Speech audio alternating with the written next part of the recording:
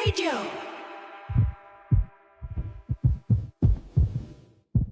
Lahat tayo ay may itinuturing na totoong kaibigan. Sanggang dikit partners in crime o best friend, ika nga. Minsan dahil sa best friend natin ay nakagagawa tayo ng maling desisyon sa buhay.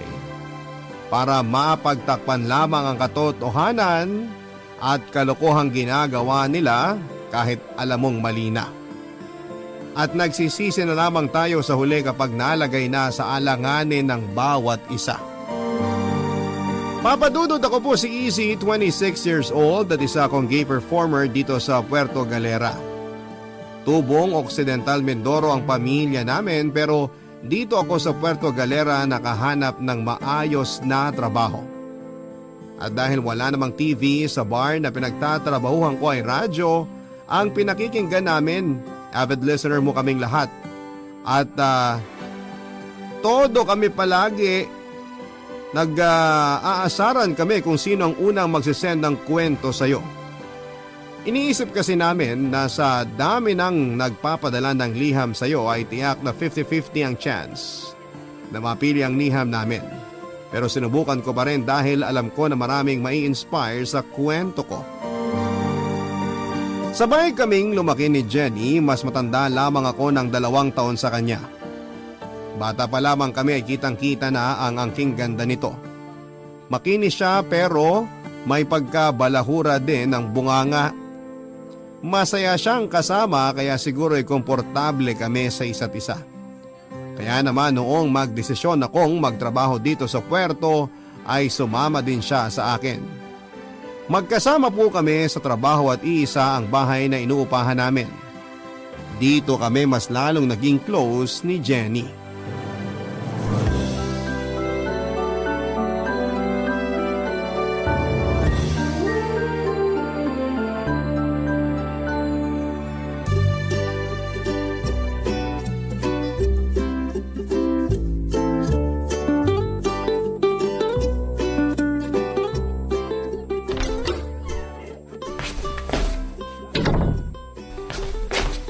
Bakla! Ay, hala! Ano nangyari sa'yong babae ka? Bakit tumatungal ka para kang kinakatay na baka? Iniwan na niya ako! Nakipag-break na siya sa akin! Tumigil ka na nga sa kakaatungal mo. Mamaya isipin ng mga kapitbahay pinagsasamantalahan kita eh. Kaloka ka! Ang sakit eh! Alam mo yon? Siya lang yung lalaking minahal ko. Tapos sabi niya sa akin, hindi na daw siya masaya. Ay naku, tumigil ka na sa paggawa mo ha. Ang sakit na sa tenga ng boses mo, naririndi na ako. Ano ba kasi iniiyak-iyak mo? Mabuti nga tumagal pa siya ng 1 taon eh. Sa tindi ng ugali mo na yan, naku, patay na kambing lang ang hindi magre-reklamo. Bakla naman eh! Nakita mo nagamot ako, babanatan mo ako ng ganyan? O anong gusto mo? Ihele kita para tumahan ka, ganon. Masyado ka kasing selosa. Ang ganda-ganda naman ng peslak mo. Pero kung magselos ka, wagas. Kapag mahal mo ang isang tao, magsiselos ka talaga. Palibhasa kasi hindi mo pa naranasan magmahal eh. Gaga? Anong akala mo sa akin, tuod? Walang pakiramdam? Hoy, kahit na bakla ako, marunong ako magmahal, no? Ay naku, mabuti pa ayusin mo na ang sarili mo. Kakain na tayo. Ang tsaka ng itsura mo, oh. Wala akong ganang kumain. Ay naku, bahala ka. Basta ako kakain na. Ang sarap pa naman ng niluto ko. Bakla, anong gagawin ko? Wala kang dapat gawing babae, kundi kumain. Eh kung yan ini-emote mo, kinukuha mo na ng plato, di masasaluhan mo na ako. Makakakain na tayo. Dali na, may trabaho pa tayo mamaya. Arte mo. Hindi ako papasok mamaya. Hindi ko kaya magtrabaho. Ang sakit-sakit kasi! Babae, ano ka ba? Hindi mo dapat iniiyakan ng kagaya niya. Buti sana kung gwapo eh. Kaso mukha naman paa. Ang ganda-ganda mo tapos magkakaganyan ka sa mukhang paa. Sa mahal ko eh! Anong gagawin ko? Kamahal-mahal naman ako, di ba, bakla? Mabait naman ako, di ba? Ay, teka, ano mabait? Hindi ka mabait. Magtigil ka. Pero yung kamahal-mahal, pwede pa. Pero yung mabait, wag mo na ipilit. Tara na, kumain na tayo. Ayoko kumain, bakla. Promise, wala akong gana. Wala. Alam mo babae, gusto sana kitang damayan sa kaartehan mo na yan. Kaso ilang beses nang nangyari to eh. Kaya wa-effect na sa akin yan. Tumigil ka na. Kaya kung ayaw mong kumain at bet mong umatungal maghapon, sige, go be my guest. Basta ako, Lala Fez. Papadudot na awa ko sa kanya pero hindi ko pwedeng ipakita yon dahil lalo lamang niyang iindahin ang sakit. Ito lamang kasi ang lalaking minahal niya ng sobra. Sa dami ng naging boyfriend niya, noong ko lamang siya nakita na umiyak at nasaktan. Alam ko na ito lamang ang lalaking minahal niya at saksi ako doon, papadudot. Siya kasi ang tipo ng babae na kapag ayaw na sa isang lalaki basta na lamang niya itong binibreak. Karma. Yan ang tamang sabihin ko sana sa kanya pero pinili kong huwag sabihin dahil alam ko na mas makakadagdag pa yon sa sentimiento di asukal niya, papadudot. Sinubukan ko siyang pakalmahin. Lahat na yata ng magaganda at masasakit na salita ay sinabi ko na sa kanya. Dahil pinapabayaan na niya ang sarili niya. Kahit na anong sabihin ko sa kanya ay hindi siya nakikinig. Alam ko nalilipas din ang lahat ng sakit na nararamdaman niya. Kilala ko si Jenny. Sandali lamang itong mag-i-emote at makaka-move on din ito kaagad. Kaya kahit naaawa ko sa kanya, ipinabayaan ko na lamang siya sa gusto niya. Hinahayaan ko siyang manahimik at mag-iiyak. Madalas ko pa siyang pinapagalitan dahil nawawala na siya ng gana dahil sa lalaking hindi naman deserve ang mga luha niya.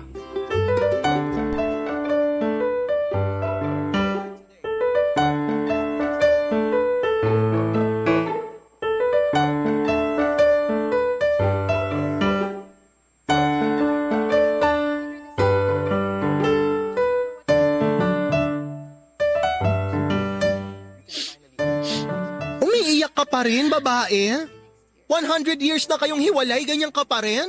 Move on din, babae, pag may time. Mabuti sana ko yung iniiyakan mo, artistahin eh. Ayusin mo nga yung sarili mo. Bilis, tara, mamasyal tayo. Ayoko, bakla. Tinatamad ako, ikaw na lang. Palagi na lang tayong ganyan? Teka, kailan ka ba huling nagsuklay, babae ka? Alam mo pa ba kung ano ang suklay? Ginagamit sa buhok yun. Tingnan mo nga yung itsura mo. Ang gulo-gulo ng buhok mo, ang dugyot-dugyot mo. Hoy babae, baka may kuto ka na ha, mahawa mo ko, kokrompalin talaga kita. Pabayaan mo nga ako. Wala kang pakialam kahit hindi ako magsuklay o mamaho ako. Umalis ka na kung aalis ka. Gusto ko mapag-isa. Ay hindi, aalis tayo. Tingnan mo nga yung eye bags mo, mga maleta na oh. Alam mo, imbis na nag-e-emote ka dyan, ipakita mo sa lalaking yun na mukhang paa na hindi siya kawalan. Sinasabi ko sa'yo, maniwala ka sa akin, pagsisisihan ng boyfriend mong mukhang paa na iniwang ka niya. Ayoko nga. Hoy, pag ako nainis sa'yo, talagang kakalad ka rin kita, sinasabi ko sa'yo. Huhubarang kita at bubuhusan kita ng malamig na tubig, sige. Para makita mong hinahanap mo. Kilala mo ako babae, pag sinabi ko, ginagawa ko. Ang kulit talaga ng baklang to. Ayoko nga sabi eh. Ano bang mahirap intindihin sa sinabi ko? Kung gusto mong umalis, umalis ka. Huwag mo na akong isama, okay? Alam mo, nuknukan ka ng arte, nakakainis. Eh wala naman akong gagawin doon. Baka mainis ka lang lalo sa akin. Iwanan mo na lang ako at huwag mo na akong kulitin. Alam mo babae, hindi ko talaga alam kung anong ipinakain sa'yo ng mukhang paa na yun kung bakit nagkakaganyan ka. Ang pangit-pangit naman! Yung ex mo ang gwapo, hindi mo iniyakan ng ganyan. Tapos ngayon mukha kang nagdurusa? Mukha kang yagit ang dugyot-dugyot mo? Paano ka umabot sa ganyan? Mukha pangit kang bakla ka. Porke afamang jowa, makalait ka, wagas. O totoo naman eh. Wala ka kasing ka-taste-taste. Huwag mo kasing masyadong seryosohin yung kasabihang ang maganda para sa pangit. Hindi totoo yon. Kaya ka nagkakaganyan kasi tatanga-tanga ka. Alam mo, kung ako sa'yo, aalis na ako. Huwag mong sayangin ang oras mo sa pangwawalang niya sa akin. Wala ka mapapala. Concerned lang ako sa'yo, babae. Mahal kita, kaibigan kita eh. Hindi ko kayang makita na nagkakaganyan ka dahil lang sa isang lalaking mukhang paa. Masanay ako na binabalahura mo ko, nakikipaghuntahan ka sa akin, yung maingay ka, nakikipagsabayan ka, makulit, magulo, ganun. Hindi yung ganyan ang itsura mo. Yung mukha naglublob ka sa putik. Mabuti pa mag-inom na lang tayo. Ay, hindi ko bet magwalwal today, babae. Go na tayo sa mall. Gusto kong mag-mall. Doon na tayo. Malay mo, makakita tayo doon ng mas pangit kesa sa iniiyakan mo ngayon, o di ba bongga? Hindi ka naiiyak. Che? Bakla? Alam mo, naisip ko lang. Ano kaya kung ikaw na lang ang jowa ko? Ay, no. Ayoko pang mamatay, no? Hindi ko kaya magjowa ng lason. Ew! Ang choosy nito, kala mo? O sige na, ikaw na ang Diyosa, ikaw na ang makinis. Tumigil ka na. Don't say another word. Hindi ko kaya. Kadiri ka. No!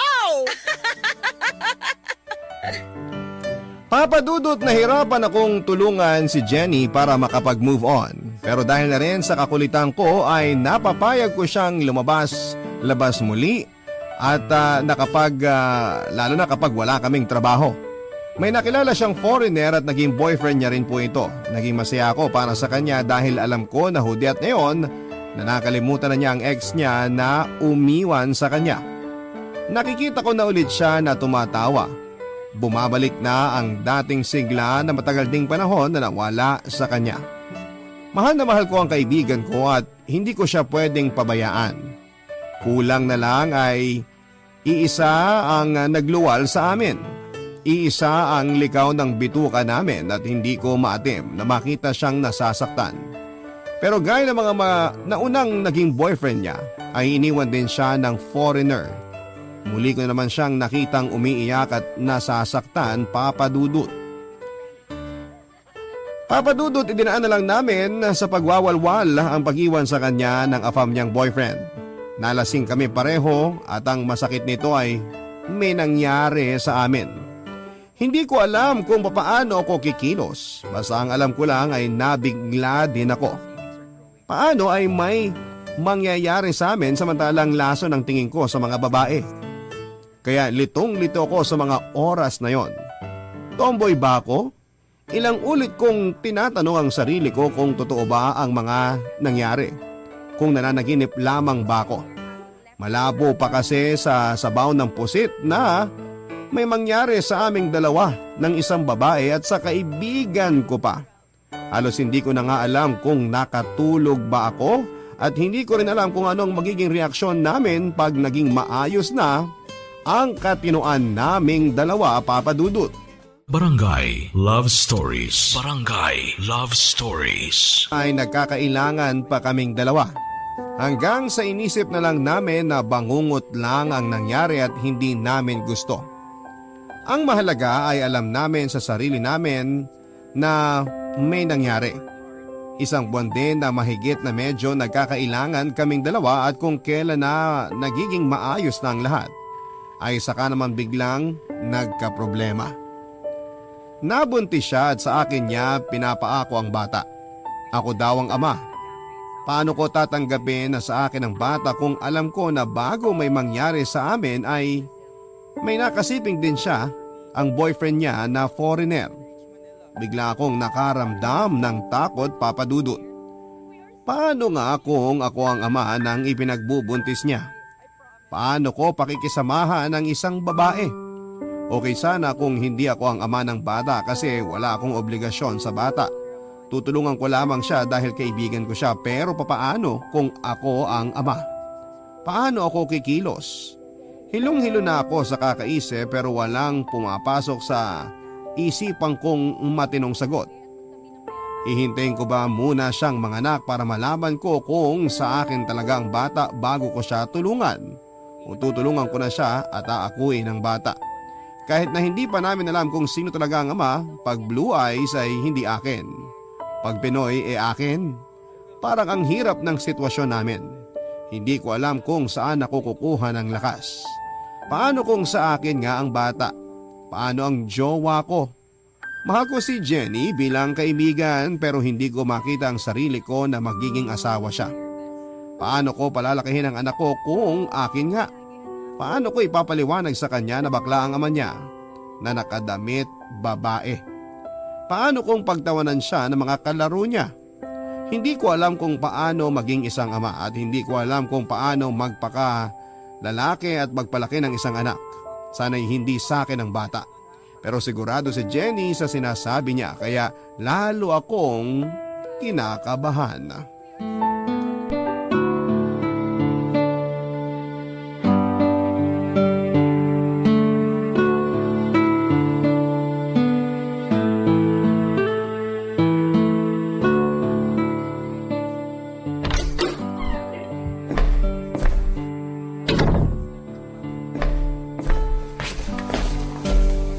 Oh, kumain ka na ba? Oo, kanina pa. Anong inulam mo? Siya nga pala. Nakausap ko ang jowa ko, uwi raw siya. Hindi niya pwedeng malaman ang tungkol sa atin, ha? Hindi niya malalaman kung walang magsasabi. Wala naman nakakaalam na pinaako mo sa akin yung bata, no? Hindi ko siya pinaako sa'yo. Sigurado ako na ikaw ang ama ng anak ko. Alam ko sa sarili ko ang bilang ng araw kung kailan siya nabuo, no? Hayaan mo kung lumabas na foreigner ang bata, lalayo ako sa'yo. Hindi mo kailangan lumayo, ano ka ba? Akin man o hindi ang batang yan, hindi kayo aalis. Palalakihin natin siya na ako ang kikilalanin niyang ama. Salamat bakla ha. Kasi kahit na ganitong nangyari, hindi mo ako pinabayaan.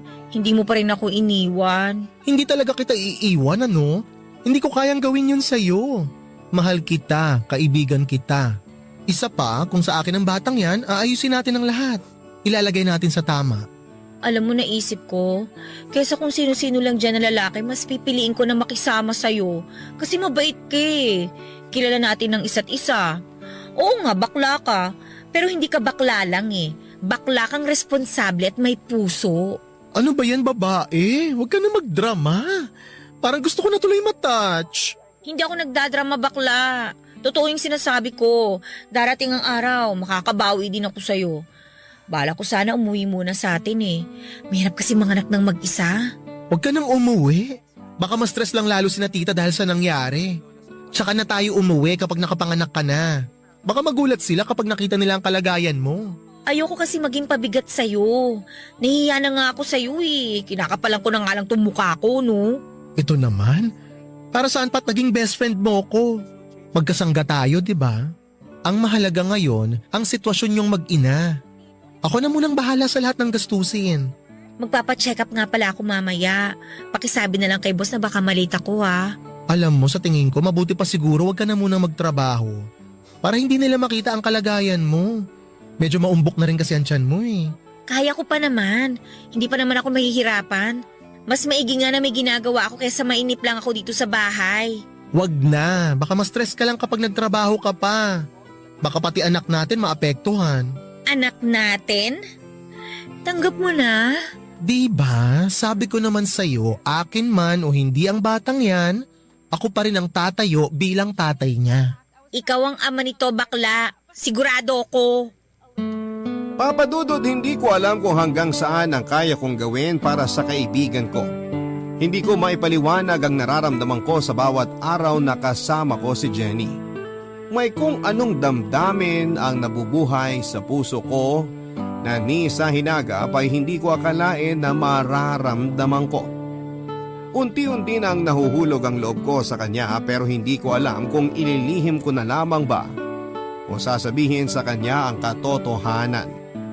Baka pagtawanan lamang niya ako at ayokong mangyari yon dahil masasaktan ako. Ilang buwan din na walang nakaalam ng sitwasyon namin ni Jenny. Inilihim namin sa katrabaho namin ang pagbubuntis niya. Pero hindi naman madaling itago ang pagbubuntis kaya napilitan na rin siya na mag-resign bago mas mahalata ang tiyan niya. Inako ko ang responsibilidad. Mahirap man pero dahil sa pagmamahal ko sa kanya, ay nagagawa kong kayanin ang lahat. Nalaman ng boyfriend ko ang tungkol sa amin ni Jenny dahil na rin sa mga taong masaya kapag nakakasira ng buhay. Hindi ko inamin sa kanya ang totoong nangyari. Sinabi ko lamang sa kanya na inaako ko lamang ang bata dahil iniwan ito ng boyfriend. Napaniwala ko naman siya kaya hindi niya pinutol ang suporta niya sa akin.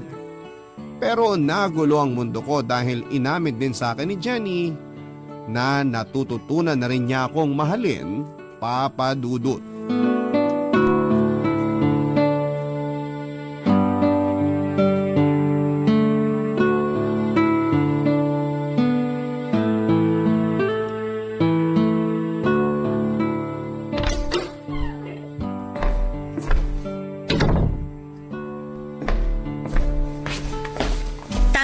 namang dating mo, bakla. Magpalit ka na ng damit mo at kakain na tayo. Pakis nga. Ay, anong kiss? Che, Ito naman. anong ulam? Kiss mo muna ako. Ano ba nangyayari sa'yo, babae? Wala, gusto lang kitang ikis. Bakit? Bawal ko bang ikis ang tatay ng anak ko? Sige na, kiss mo na ako. Kilabutan ka nga, ano ka ba? Kadiri ka ha? Malapit na ako masuka. Ay, wag ako bakla ah. Alam ko na bet mo na rin ako. Nararamdaman ko yon. Huwag ka mag-inarte. Hindi bagay sa'yo. Kiss na, dali na, bilis na. Parang tanga to. Kumain na nga lang tayo. Hindi mo pala sinagot yung tanong ko, ano bang ulam? Tortang talong na may kasamang pagmamahal. Babae ha, hindi ka na nakakatawa. Ay, sandali. Tabihan kita ha. Meron ka palang dapat malaman. Bakla, maniniwala ka ba kung sasabihin ko sa'yo na mahal kita? Mahal din naman kita ha. Alam mo yan, di ba? Pero bilang kaibigan. Oo, bilang kaibigan. Bakit? Ano pa bang inaasahan mo? Sure ka ba bilang kaibigan lang? Eh bakit pinapawisan ka dyan? Uy, si bakla. In love na rin sa akin. Aminin mo na. Wala naman nakakarinig eh. Nagbablush ka bakla? Oo. Halatang-halata na in love ka na sa akin. Babae, tama na nga. Hindi ako nagbablush. Naka-blush on talaga ako. Tsaka mainit sa labas, parang hindi ako pagpapawisan. Tumigil ka nga. Sus! Wag ako bakla. Iba na lang. Ay, teka sandali. Nagpagupit ka? Nakabistida ka kaninang umalis ah. Bakit nakamaong ka na ngayon? Bakla! I love you na! I love you na talaga! Hoy babae, wag kang assuming ha. Hindi ako nagpagupit para sa'yo. Isa pa, sinasanay ko lang talaga ang sarili ko na ganito para hindi magtaka si baby sa itsura ko. Ay! Gwapo ka pala, bakla! Ay, oo naman. Nakakatawa na ngayon mo lang napuna. Hindi naman ako puputaktihin ng mga manliligaw kong afam kung hindi, di ba? Ay, oo nga pala. Paano kapag dumating uli yung afam mo tapos ganyan ang itsura mo? Hindi kayo magduda yun? Actually, matagal na akong pinagaganito ni Jowa. Gusto niya ng ganitong pormahan ko. Gusto niya na magganitong pormahan na daw ako. Ako lang ang may ayaw. Tumatanggi lang ako. Ay, naku, change topic na nga. Mabuti pa kumain na tayo. Huwag ka na nga ano dyan kung ano-ano mga napupuna mo. Eh di kumain. Basta mamaya, kiss mo ko ha? Papa Dudut, naging magaan ang bawat araw naming dalawa ni Jenny. Masaya ang bawat gising namin at unti-unting nawala ang ilang sa aming dalawa. Hindi ko man tuwirang aminin sa kanya na mahal ko na siya na higit pa sa isang kaibigan. Alam ko na nararamdaman na niya yon, Papa Dudut. Action speaks louder than words, ika nga nila. Madalas kasi na hindi ko na rin maitago ang kilig at saya sa tuwing magkasama kami. Kakaiba ang pakiramdam na ito kumpara noong mag-best friend pa lamang kami. Mas makulay at mas masaya. Nanganak si Jenny, Papa Dudut. Babae at Pinay na Pinay ang itsura niya. Akin ang bata. Ako nga ang ama. Hindi ko maipaliwanag ang saya na nararamdaman ko ng mga sandaling yon. Lalo na noong hawakan ko ang aking anak. Para po akong nananaginip, Papa Dudut. Para akong nakalutang sa ulap. Tatay na ako at gusto kong sumigaw sa tuwa pero mas tamang sabihin na naluha ako. Naluha ako sa sobrang kasiyahan. Ito na ang pinakamagandang regalo na matatanggap ko sa buong buhay ko. Aalagaan ko siya at mamahalin, Papa Dudut. Barangay Love Stories. Barangay Love Stories. Nakarating ang balita sa boyfriend ko, Papa Dudut. Bigla siyang umuwi ng Pilipinas at kinausap ako ng masinsinan. Doon ay inamin ko sa kanya ang katotohanan. Hindi na ako nagsinungaling pa, Papa Dudut. Inamin ko sa kanya lahat dahil sukol na ako. Inamin ko sa kanya ang totoo dahil gusto ko ding ipagmalaki na tatay na ako. Tatay na ako na sa hinagap ay hindi ko naisip na mangyayari yon. Galit na galit sa akin ang boyfriend ko at pinapili ako kung siya o ang aking mag-ina ang pipiliin ko. Aaminin ko na minahal ko ang boyfriend ko. Hindi kami tatagal ng 6 na taon kung hindi ko siya minahal. Pero mas mahal ko ang anak ko at si Jenny. At handa kong isakripisyo ang lahat ng karangyaan na kayang ibigay sa akin ng boyfriend ko para sa mag-ina ko. Hindi matanggap ng boyfriend ko ang mga nangyari. Hindi agad ito umalis sa Pilipinas at inalok niya ako ng malaking halaga kapalit ng pag-iwan ko sa mag-ina ko. Sosuportahan daw niya ang mga ito. Paaralin ang anak ko at bibilhan ng bahay, bibigyan ng negosyo. Sumama lamang ako sa kanya. Aalis daw kami ng Pilipinas at magpapakasal sa ibang bansa. Gaya ng nauna naming plano bago ko nabuntis si Jenny. Ilang beses niya akong kinulit papadudot pero ilang beses ko din siyang tinanggihan hanggang sa kusa itong sumuko at umalis na. Hindi ko na sinabi kay Jenny ang tungkol sa sinabi sa akin ng boyfriend ko. Masakit din sa akin ang nangyari at naawa ko sa boyfriend ko papadudot pero mas nanaig sa akin ang pagmamahal sa mag-ina ko. Hindi ko man direktang may paliwanag sa kanya ang tamang sagot sa tanong niyang kung bakit. Ang mahalaga sa ngayon ay napatunayan ko sa sarili ko na mas mahal ko si Jenny at handa kong iwan ang lahat para sa kanila ng anak ko.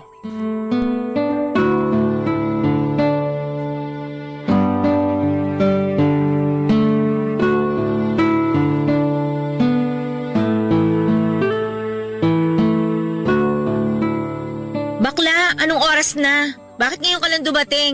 Kanina pa kita hinihintay ah. Bakit mo ako hinihintay? May problema ba? Wala. Hindi lang ako sanay nang hindi ka kagad umuuwi pag wala kang trabaho. Masanay ka na babae. Masanay ka na rin na paminsan-minsan hindi ako uuwi. Alam mo na. Huwag mo sabihin na ng lalaki ka, bakla. Hindi magandang biro yan ha. Eh ano naman kung man lalaki ako? Single naman ako. Teka, nagsiselos ka ba? Oo, nagsiselos ako. Masaya ka na? Ay, bakit ka sumisigaw babae? Sinong kaaway mo? Ikaw! Nakakainis ka kasi bakla eh. Kanina pa ako naghihintay sa'yo kasi nagugutom na ako. Tapos, uwi ka na nga ng lasing, malalaman ko pa na ng lalaki ka. Nagugutom ka na pala eh. Bakit hinintay mo pa ako? Bakit hindi ka pa kumain? Hindi naman ako may bitbit ng kaldero ha. Huwag kang pilosopo ha. Hindi pa ba malinaw sa'yo na hindi ko gusto na makita kang may kasamang ibang lalaki? Inamin ko naman sa'yo na mahal kita, di ba? Bakit mo ba ako pinahihirapan? Ako? Pinahihirapan ka? Lilinawin ko lang babae ha. Hindi kita girlfriend. At lalong hindi kita asawa para umasta ka ng ganyan. Oo, hindi mo ako asawa. Pero may anak ka sa akin. Mahal kita kaya nagagalit ako ng ganito.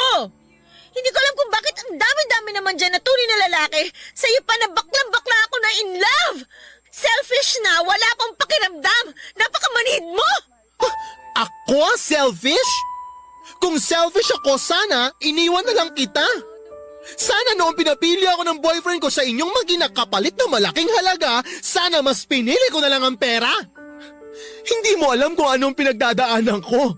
Wala kang karapatan na sabihan ako ng selfish dahil mas pinili ko na manatili sa tabi niyo kesa pabayaan kayo. Tapos ako pa ang selfish? Talaga lang ha? Hindi ko matanggap. Bakit kami ang pinili mo kung hindi mo rin naman ipaparamdam sa amin na mahal mo kami?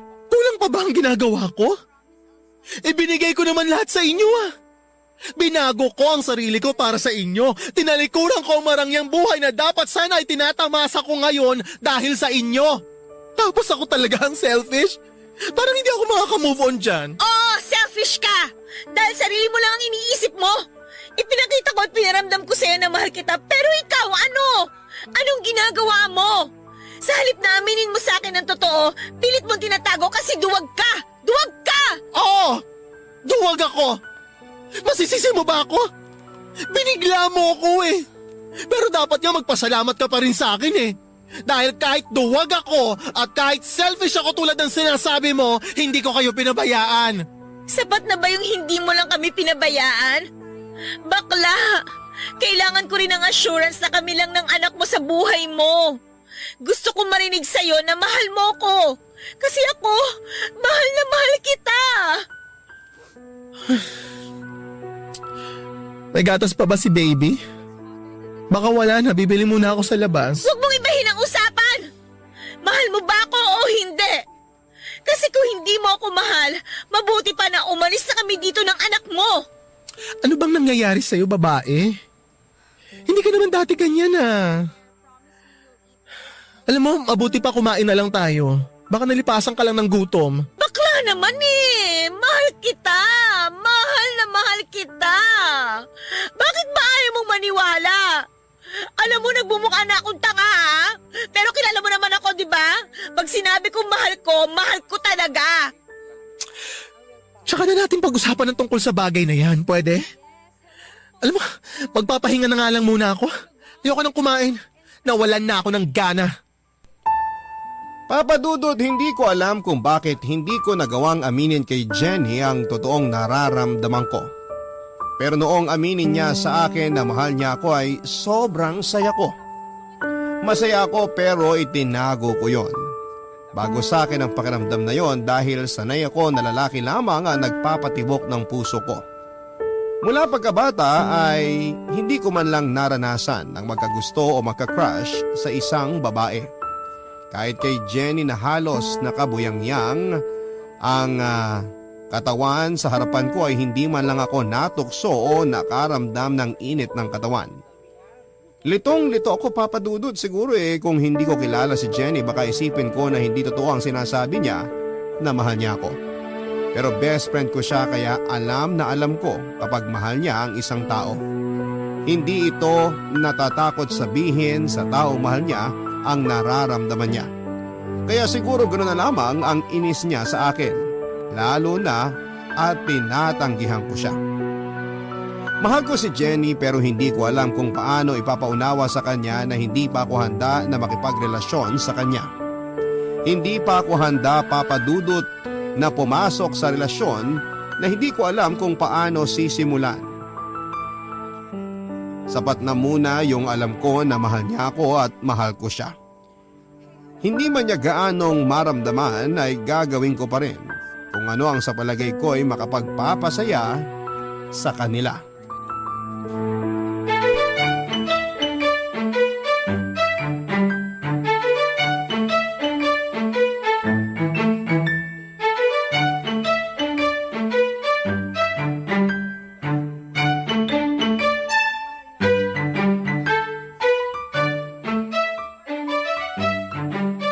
Tulog ng baby kong maganda.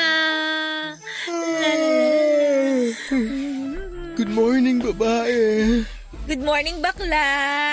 Wala bang kiss? Ano ba? Hindi pa ako nagtutoothbrush? Hello, baby kong mahal. Good morning. Mamaya na ikikiss ni daddy yan, ha? Magtutoothbrush lang ako. Si mami din, baby. Ikikiss ni daddy pagka-toothbrush. Di ba, baby? Pero okay din naman ako i-kiss kahit hindi pa nagtutoothbrush si daddy. Di ba, baby? Tcha! Babae, anong ulam? Ako, ayaw mo? Baliw! Ang aga-aga, babae, ha? Bakla, phone mo nagre-ring. Ay, hiya mo siya. Sino ba kasi yan? Wala, baka yung customer ko yung kagabi. Kagabi pa ako kinukulit nun eh. Naku, bakla binabalaan kita. Huwag kang manlalalaki, hindi ako papayag. Eto na naman po tayo. Wala nga lang yun, ano ka ba? Maaga pa para mamburaot, babae, ha? Utang na loob. Hindi naman kita binuburaot. Ang akin lang naman, hindi na magandang tingnan na may lalandiin ka pang lalaki. Gusto mo bang kalakihan ng anak mo na ganito tayo? Teka, okay naman tayo, di ba? Isa pa, alam mo naman sa umpisa pa lang ganito na ako. Pinipilit ko naman magbago para sa inyo, ha? Bakla yung totoo. Wala ka ba talaga nararamdaman para sa akin? Wala nga, ang kulit mo naman eh. Friendship lang talaga ang kaya kong ibigay sa'yo. Hindi naman natin kailangan na maging tayo para mapalaki natin ng maayos yung anak natin, ha? Diba? Ay, may karelasyon ka bang iba? Wala. Kasi kung may boyfriend kang iba, hahayaan na lang kita. Uwi na lang kami ni baby sa atin. Yung totoo, bakla. Wala nga, sabi. Ang kulit, ah. Eh bakit ka sumisigaw? Wala naman akong sinabing masama Eh, ang kulit mo kasi eh. Araw-araw na lang, yan ang issue mo. Araw-araw din kasi na nagpapaka-ipokrita kang bakla ka. Best friend mo ko! Alam ko kung nagsisinungaling ka o hindi, no? Ay, hindi porke best friend mo ko, dapat alam mo na lahat ang tungkol sa akin. Alam na alam ko, bakla. Kilalang kilala kita mula sa mga hibla ng buhok mo sa ulo hanggang sa patay mong kuko. Kaya tigilan mo na ako sa kaduwagan mo ha, at saka dyan sa pagiging ipokrito mo. Alam ko naman na mahal mo ko, hindi bilang kaibigan lang. Huwag ka na kasing mag-inarte. Alam ko na gusto mo rin akong halikan, yakapin at katabi sa gabi. Kiss mo na ako. Uy, hahalikan na ako niyan. I love you, bakla. Aamin na yan. Mahal mo ko, no? Mahal mo ko, no? Uy, mahal na niya ako. Aamin na yan. Tumigil ka na nga, babae. Ano ba? Hindi ka na nakakatuwa. Ano ba? Lumayo ka. Kita. O ayan, ano? Masaya ka na. Aamin ka din pala eh. Pinahirapan mo pa ako. Wala kasing kupas yung kakulitan mo eh. Dapat pala noon ko pa ginawa to, bakla, no? Ang tibay kasi ng arte mo sa katawan. Nakakaloka ka. Eh ganun talaga pag Diyosa. May papilit effect. Kinuha mo na nga ang virginity ko nang hindi ko alam eh. Virgin ka? Saan banda? Kahit kabutas ng ilong mo, hindi na virgin eh. Hoy, virgin pa ako, babae. Virgin pa ako sa mga laso na kagaya mo. I love you, bakla. Pakis nga ako. I love you too, babae. Papadudot, masayang masaya ako ng mga sandaling yon. Salamat kay Jenny dahil hindi niya ako tinigilan. Malaya na ako. Malaya ko nang maiparamdam sa mag-ina ko ang pagmamahal na matagal ko nang kinakatakutang ipakita at iparamdam sa kanila. Ganon pala kapag nagmamahal ka ng totoo. Nawawala ang takot. Nawawala ang pag-aalinlangan mo sa sarili mo. Napuno ng pagmamahala ng tahanan namin at hindi naging hadlang ang pagiging bakla ko para magkaroon ng masayang pamilya. Marami pa rin sa paligid namin ang nagtataas po ng kilay. Marami kaming naririnig na hindi magagandang salita mula sa mapanghusgang mga tao sa paligid pero hinahayaan na lang namin. Hindi namin sila pinapansin sapagkat hindi sila nagpapakain sa amin kaya kiber sa mga kagaya nila. Ang mahalaga ay masaya kami. Papadudot, inaya kong magpakasal si Jenny, namanhikan ako sa kanila at tuwang-tuwa ang mga magulang namin. Dahil noon pa man ay sinasabi na nila sa akin na kung hindi lamang ako bakla ay mas gusto nila na ako ang mapangasawa ni Jenny. Pero dahil wala talaga akong plano mag-asawa ng lason ay palagi ako nagtataray dahil ang alam ko noon ay lalaki ang gusto ko at hindi babae. Wala sa hinagap ko na pumatol talaga sa laso na kagaya ni Jenny.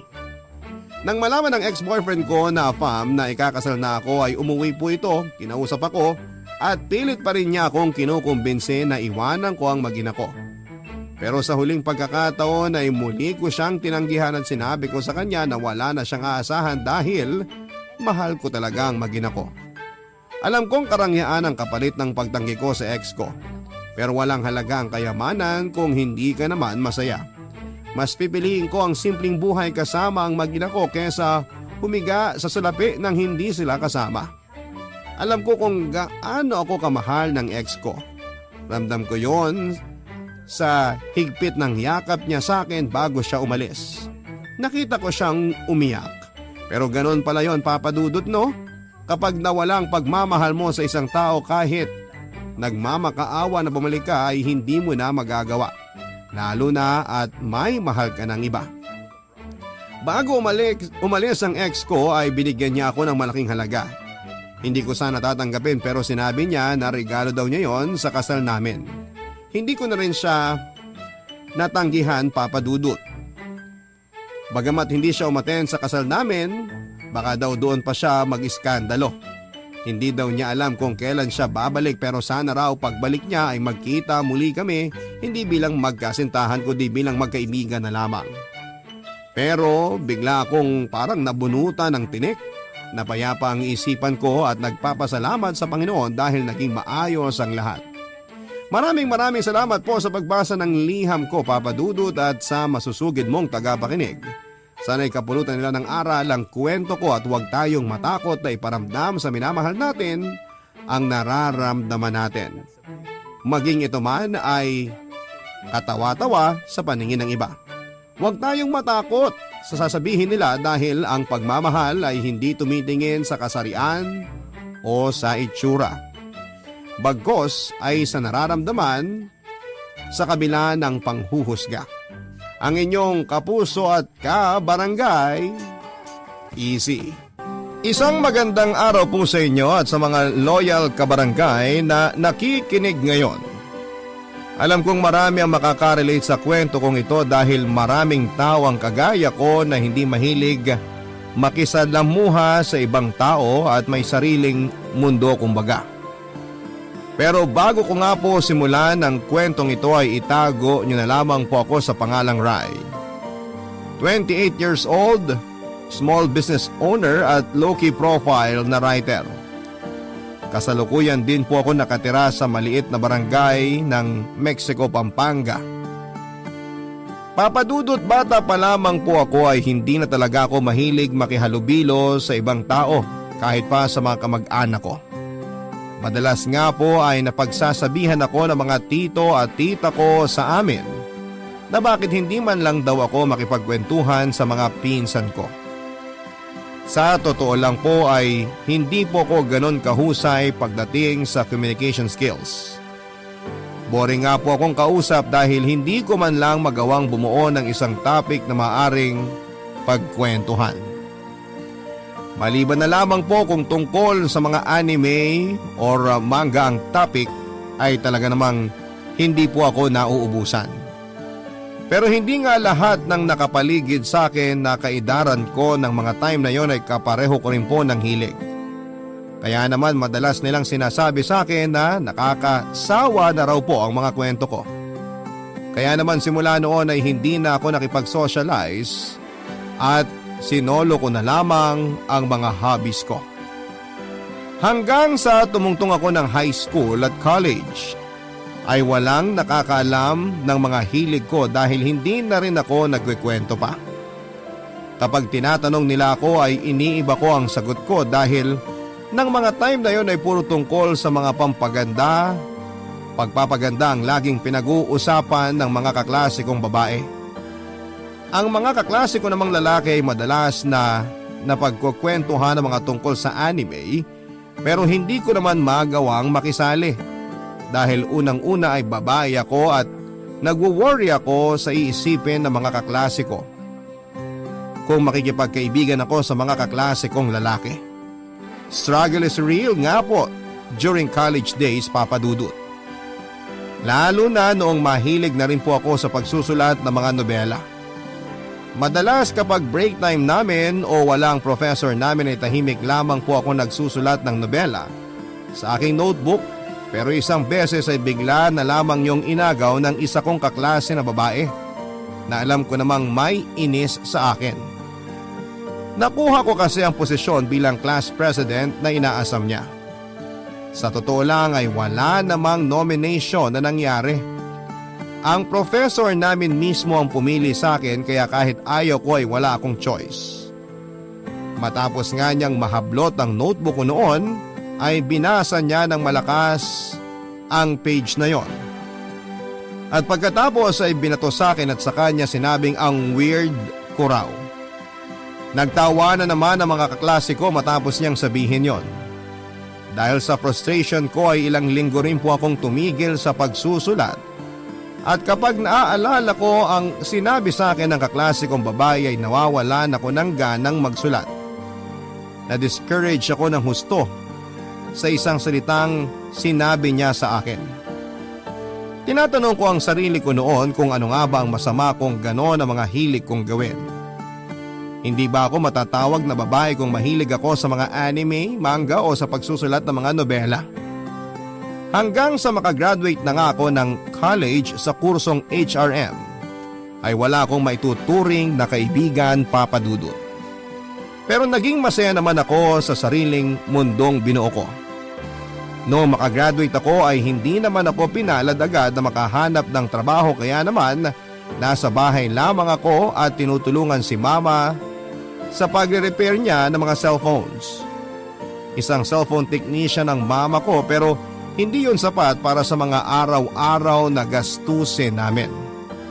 Kaya naman madalas ay pagsa-sideline sa karinderya bilang tagahugas ng pinggan ang ginagawa ko. Sa totoo lang po ay nahirapan akong maghanap ng trabaho kahit nasa college or kahit college graduate ako. Kaya naman nag-apply ako bilang sa ibang trabaho kahit na hindi related sa kursong tinapos ko. Nag-apply ako bilang isang call center agent sa isang malaking BPO company sa Clark, Pampanga. At sa awa ng Diyos ay natanggap ako at nakatulong na rin ako kay mama kahit na papaano. Dalawa kasi kaming magkapatid na binubuhay ni mama sa pag-repair niya lamang ng cellphone.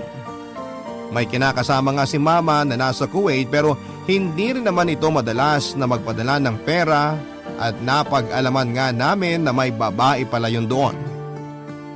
Ang kinakasamang yon ni mama ay ang mismong tatay ng mga kapatid ko. Pero ako ay ibang ama na siyang legal na asawa ni mama. Japanese ang tatay ko pero dahil sa isang issue na hindi masabi sa akin ni mama ay naghiwalay silang dalawa. Nag-focus ako sa pagtatrabaho dahil ako na rin ang nagsilbing breadwinner ng pamilya. Kapag umuwi naman ako galing sa trabaho ay manonood po ako ng anime hanggang sa makatulog ako. Kapag papasok naman ay nanonood pa rin ako ng anime sa cellphone ko habang sakay ng jeep. May nakatabi nga ako na lalaki nung time na yon at may nilalaro siyang kung ano sa cellphone niya. Palihim ko siyang pinapanood at nawala na ang focus ko sa anime na pinapanood ko.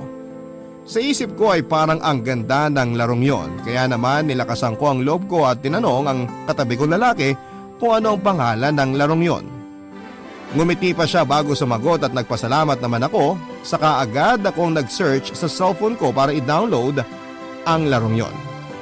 At dahil nga sa larong yon ay nakilala ko ang kauna-unahang kaibigan na maituturing ko. Si EJ na napag-alaman kong taga-Taguig. Naging magduo kami sa game at halos araw-araw nga ay kaming dalawang magkasama sa paglalaro. At habang naglalaro nga kami ay lagi kaming naka-open mic dahil mas madaling maglaro kapag nag-uusap kami sa mga strategy na gagawin namin, Papa Dudut.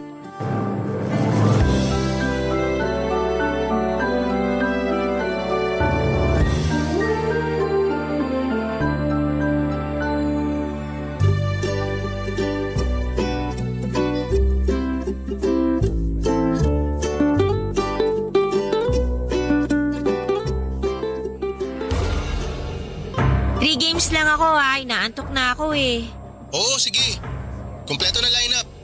Kaso di naman pwede na dalawa kayong marksman. Oo nga eh, hindi naman kasi ako marunong mag-tank. Palit tayo, gusto mo? Ikaw mag-mage, ako magtatank. Sure ka? Oo, nagtatank naman talaga ako eh. Kesa naman gumamit ka ng hero na hindi mo gamay. Nagme-mage ka naman siguro, no? Oo, marunong naman ako mag-mage. Sige, palit na lang tayo. Thank you. Galingan mo, ha? Oo, gagalingan ko. Ingat ka sa mid. Ikaw agad ang gank ng assassin dyan. Samahan ko lang tong marksman natin para tumaba agad. Sige, kaya ko na to. Ay sus! Oh, bakit? Bagal ng MM natin. Patay na dapat yung kalaban eh. Di kasi sumunod agad. Chill ka lang, early game pa lang naman eh. Sayang kasi, pera rin yun. Mag-signal ka kasi sa kanya. Nag-signal ako ng attack kaso inuna pa yung jungle creeps. Ikaw na lang talaga dapat nag-marksman eh. Yan mo na, nanguna siya eh. Ay, dami talagang banu rito sa gold rank, kaumay. Hayaan mo na nga, baka di pa sila nakatungtong ng conqueror kagaya mo. Kaya nga gusto ko na umangat agad. Minsan isama natin si Marco. Magaling mag-assassin yun. Bubuhatin tayo nun. Lagi nga kami nakikipagpustahan nun sa laro, lagi kami nananalo. Talaga? Ba't di mo niyaya para easy rank up? Busy kasi sa school ngayon. Graduating na kasi. Pero try kong kausapin. Pag weekend, pwede naman yun. Sige, sige. Gang ka na nga rito sa Babaray. Layo ng assassin natin eh. Lugi kami ng dito. On the way na ako. Wait yung set ko. Pagka-set ko, ulti ka agad ah. Sige. Okay, ulti. You Nice! have slain an enemy. Wala kasing rotation tong Double assassin kill. natin eh. Laging nasa top eh, kayang-kaya naman ng fighter natin dun. Kaya nga eh. Push na kayo dyan. Balik na ako sa mid. Baka mabasag tore ko. Sige, sige. Kung si Marco lang assassin natin, kanina pa tapos to. Up na Abyssal Dragon. Teka sandali. Kailangan muna na makapitas tong dalawang assassin natin bago tayo mag-abisal. Back up! Uy, nandito lahat sa mid. Papunta na kami sa mid. Set ako. O ito, huli na lahat. You Ah, have nice! slain an enemy. Abisal Double na habang patay ang assassin at Triple nila. kill. Kopya! Papadudo 3 beses pa nga kaming naglaro ni EJ at sa 3 laro na yon ay panalo kami. Matapos naming maglaro ay nagpaalam na ako sa kanya na matutulog na ako. Galing kasi ako ng trabaho ng mga oras na yon at sakto namang nagaya siyang maglaro kaya pinagbigyan ko siya. Nakagawian na nga namin maglaro ng 3 game pagkagaling ko sa trabaho pero hindi naman sa lahat ng oras ay nananalo kami. Sa sobrang inis nga niya ay sinabi niyang magpahinga muna kami. May pagka-sensitive kasi si EJ at sobrang seryoso sa buhay kaya ayaw na ayaw niyang natatalo kami sa rank game. Sinabi ko naman sa kanya na panapanahon lamang yon at kulang lang kami sa teamwork pero dahil competitive siya ay dinibdib niya kapag natatalo kami. Ako naman ay seryoso rin naman na magpataas ng rank. Pero hindi naman sa lahat ng oras ay pabor sa amin ang tagumpay. Kaya naman saktong weekend noon ay ipinakilala niya sa akin si Marco na nakatira din sa Taguig malapit kay EJ. Isang pro player pero may pagkamayabang at dakilang trash talker. Sa totoo lang ay nakaka-intimidate si Marco dahil hindi ko pa siya gaanong kilala at hindi rin po ito pala usap maliban na lamang kapag naglalaro. Pero mas madalas pa nga ay pagta-trash talk lang talaga nito ang naririnig ko.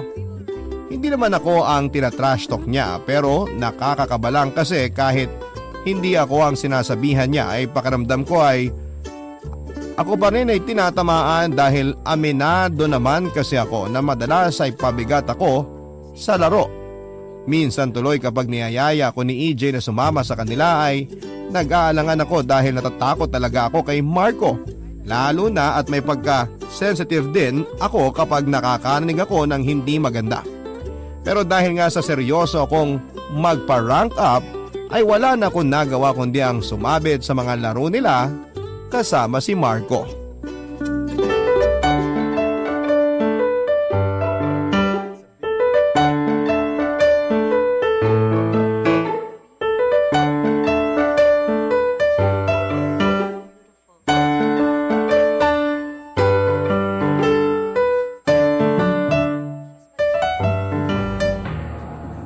Galingan yung dalawa ah.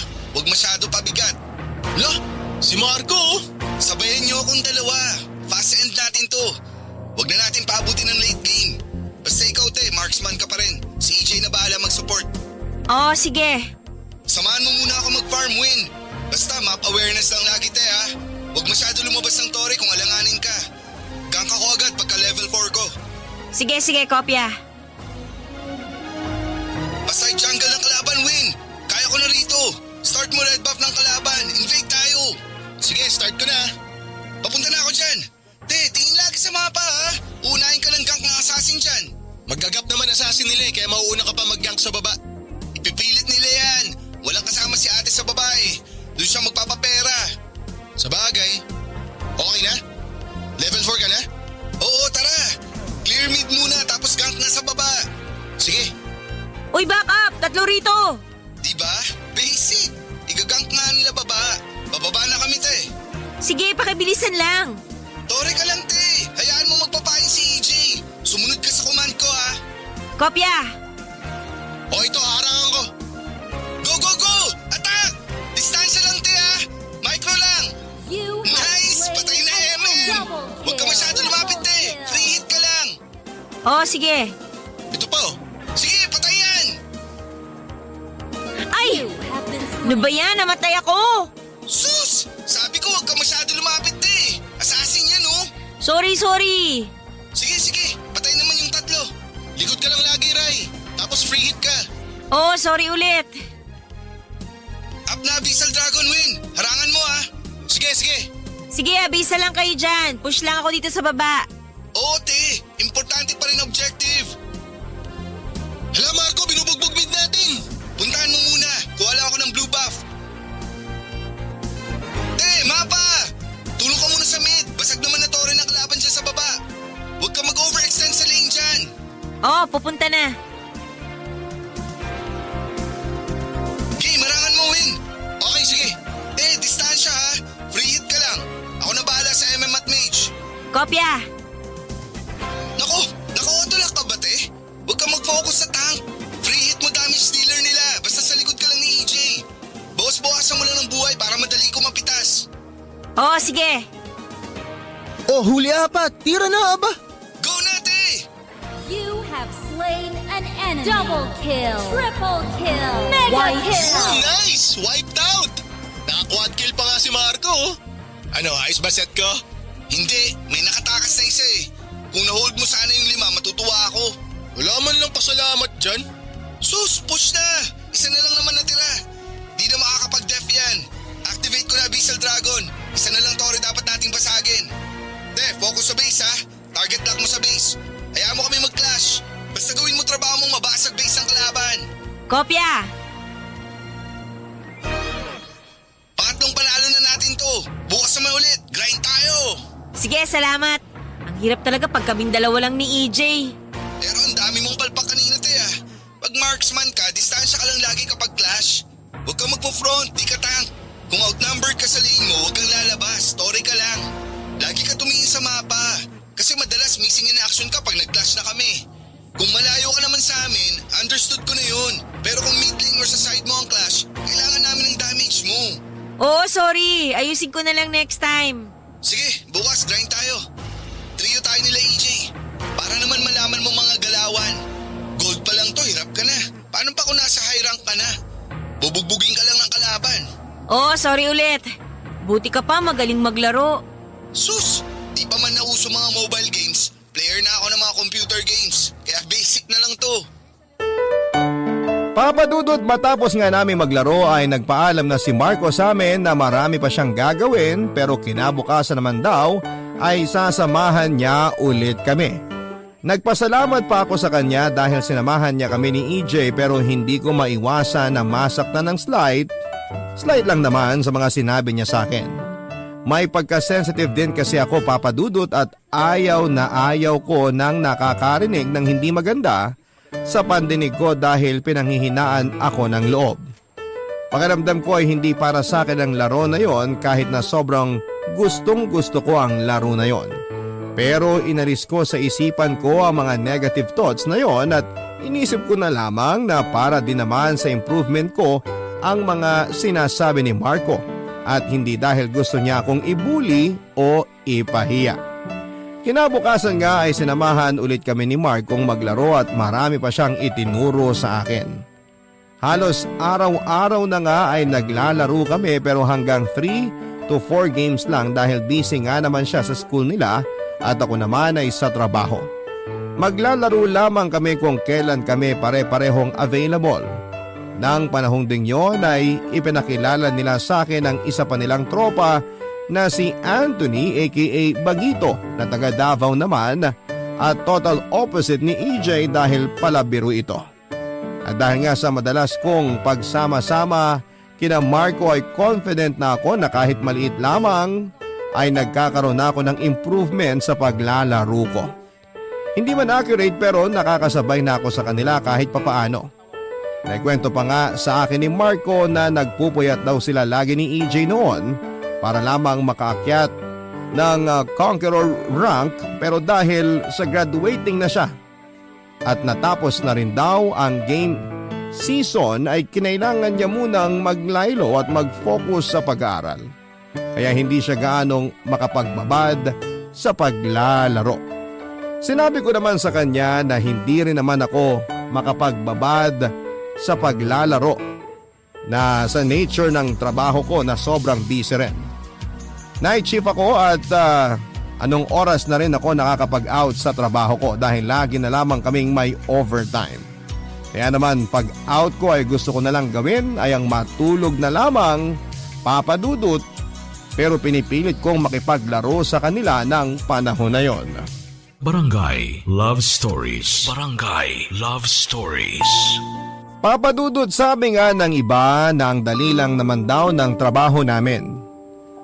Paupo-upo lang daw at nag-take ng calls pero hindi nila alam na nakaka-burnout ang makipag-usap sa iba't ibang customers na walang ginawa kundi ang murahin kami at minsan ay hinaharas kami pero wala kaming rights na sumagot at ipagtanggol ang sarili namin kahit nababastos na kami. Kailangan ko pang uminom ng napakaraming kape para lamang hindi ako makatulog sa oras ng trabaho sa sobrang pagkaantok. Hindi lang pisikal na aspeto ang nakasalalay sa trabaho namin yon, kundi pati na rin ang emosyonal na aspeto. Natuto nga akong manigarilyo dahil sa sobrang stress sa trabaho. Kaya naman kapag break time ay nagyoyosi ako sa labas, saka ako maglalaro ng isang game. Hindi pa ako in good terms sa mga katrabaho ko dahil parang ang hirap ko raw i-approach at lagi na lang daw akong naka-isolate sa kanila. Hindi ko lang talaga kayang pilitin ang sarili ko na makipag-socialize sa iba. Kaya nga kapag may team building ay hindi rin po ako sumasama dahil mas gusto ko lang na manood ng anime sa bahay o kaya ay maglaro ng online games kasama ang mga itinuturing kong kaibigan na sina EJ at Marco. Umabot nga ng 2 taon ang pagkakaibigan naming tatlo at nakilala ko na rin ang husto ang ugali nilang dalawa. Si EJ ay laging seryoso sa buhay at hindi mabiro. Napaka-sensitive din. Siya rin ang pinakamatanda sa amin samantalang si Marco naman ang pinakabata. Bagamat nakilala ko siyang mayabang at trash talker ay may tinatago naman po itong bait. Itinuring ko na nga siya na para ko ng kapatid. Napag-alaman ko rin na isa siyang otaku, kaya naman sobrang natuwa ako. Pakiramdam ko kasi ay nakahanap ako ng mundo kung saan ako nabibilang at hindi na ako masasabihan pa ng weird. Madalas nga kapag naglalaro kami ay nagpapatugtog kami ng mga kanta mula sa mga paborito naming anime at sasabayan pa naming kumanta. Masasabi kong magkasundo talaga kami sa maraming bagay habang si EJ naman ay madalas namang mag-request ng kanta sa akin kapag magkausap kami. Hindi naman kasi sa pagmamayabang, Papa Dudut, ay mahilig po akong kumanta at maraming nagsasabi na maganda ang boses ko. Sa katunayan nga ay hilig ko rin ang kumanta sa mga videoke. Ang dami nagsasabi na sumali ako sa singing contest pero nahihiya ako. Naging masaya ang bawat araw ko dahil sa mga kaibigan na nakilala ko sa gaming world. Pero kinailangan kong pansamantalang tumigil sa paglalaro dahil sa pumangit ang signal ng server dahil nakipag-merge ito sa Indonesia server. Naging sobrang lagi na ang game dahil sa pangit na network connection. Kaya naman tinamad na rin po ako sa paglalaro. Kalaunan nga ay napag-alaman ko na nakagraduate na si Marco at may trabaho na kasama si EJ. Pare-pareho na kaming naging busy sa aming mga trabaho at pansamantala ring nawalan ng communication sa kanila noong nag-decide ako na mag-deactivate ng aking social media account. Pero taong 2020 noong nakipag-communicate ulit ako kina Marco at EJ at nagsama ulit kami sa panibagong laro naman na hindi naman nalalayo sa dati naming nilalaro. Kasagsagan din ang pandemic noon kaya natigil ako sa pagtatrabaho. Ilang buwan ko na rin namang nilalaro ang bagong laro na yon kaya confident ako na madali na lamang kapag nagsama-sama kami ulit, Papa Dudut.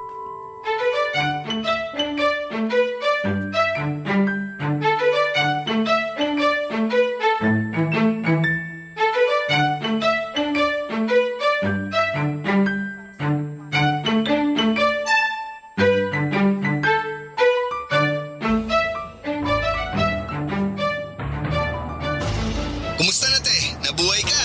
Nagpahinga lang ako, hindi namatay. Tama talaga ng ugali nyo. Binibiro ka lang naman ni Marco. Alam ko, sanay na ako dyan eh. Game? Tignan ko kung marunong ka pa maglaro, te. Wait lang, nagchat-chat sa akin si Bagito. Sali daw siya. 5-man tayo, kaso kulang ng isa. Pag-invite ka na lang sa world chat. Puro naman banu nagchat-chat dun. Grabe ka naman, 4 naman tayo eh. E di hayaan mo na lang yung isa. Importante, kumpleto tayo. Kung ayaw mo naman, mag-invite ka sa friend list mo. Sa akin kasi walang mai-invite. Wala akong ibang friends dito. Sige na. Palag na yan. Invite mo na si Sasing, Win. Hugot na lang ako isa sa world chat. Good! Namiss ko na kayong kalaro eh. Na-miss mo kami? Kalaro!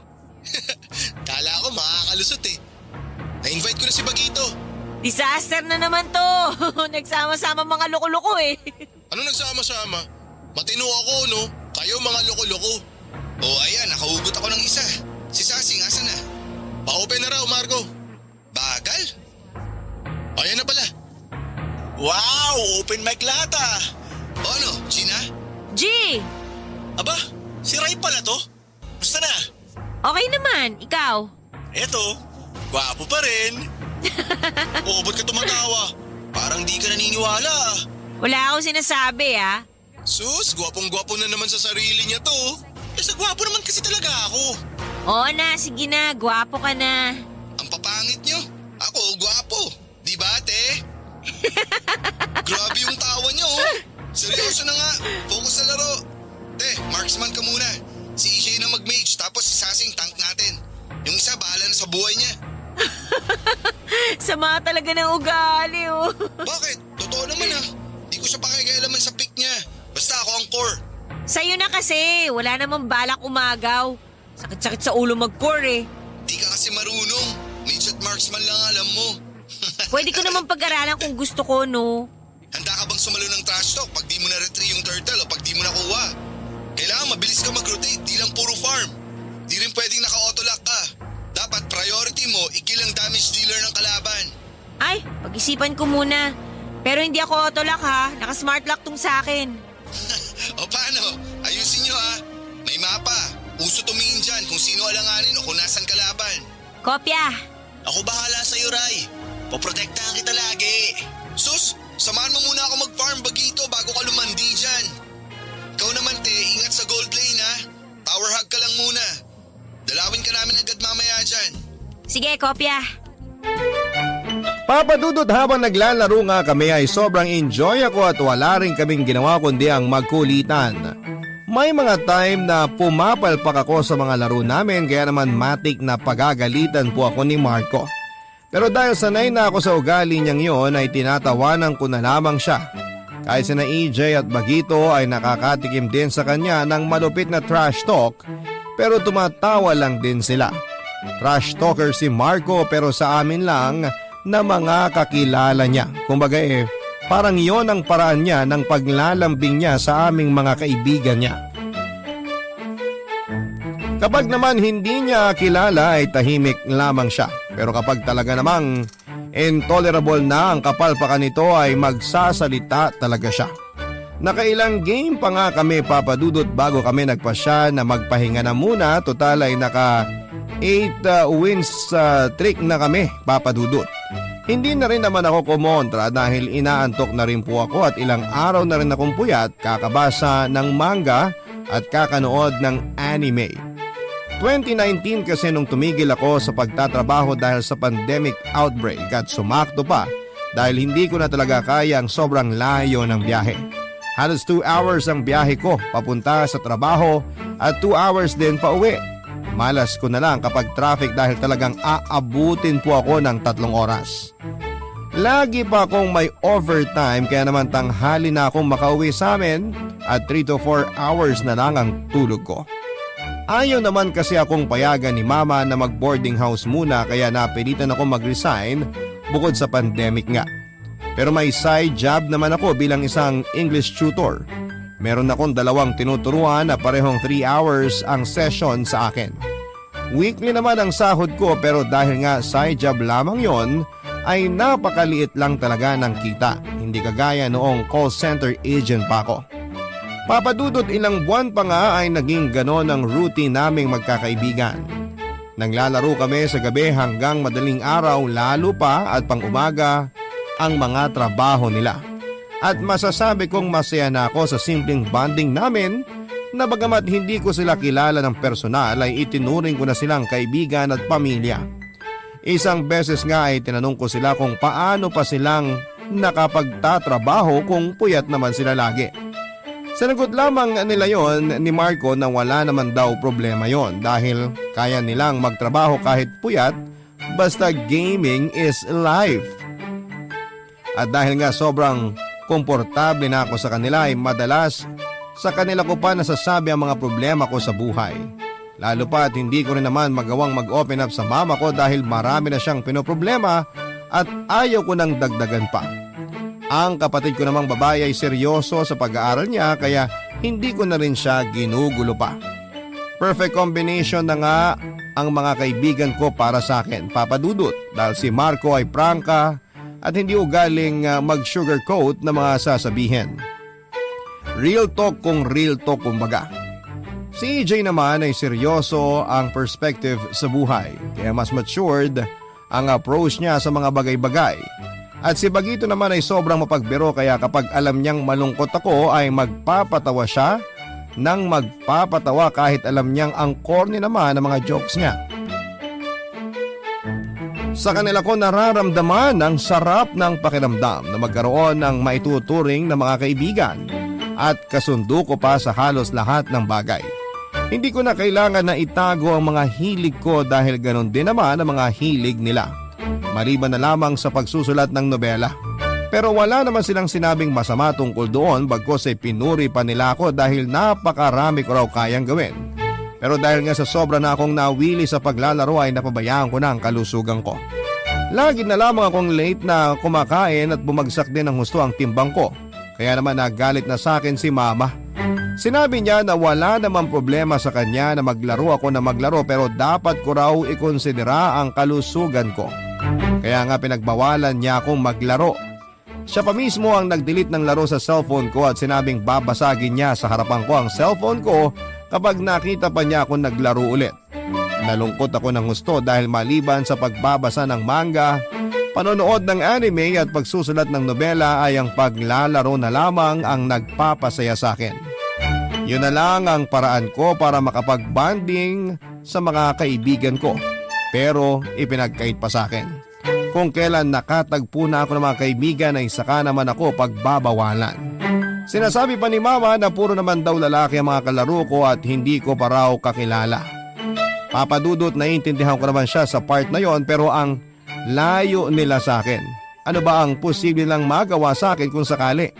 Pero sa 3 years na pagkakakilala ko sa kanila ay never akong nakaramdam ng hindi maganda sa kanila.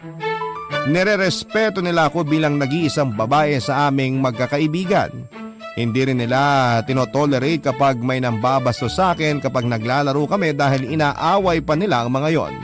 Isa pa ay may girlfriend si Marco at loyal siya doon. Si EJ naman ay puro laro lang ang nasa isipan at walang balak magka-girlfriend.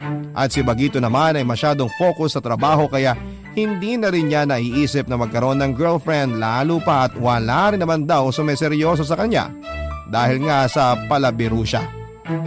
At dahil nga gusto ko munang magpa-good shot kay mama ay sinunod ko siya pero January ng taong ito ay nakiusap ako kay Marco na ipilot muna niya ang account ko habang hindi pa ako makapaglaro.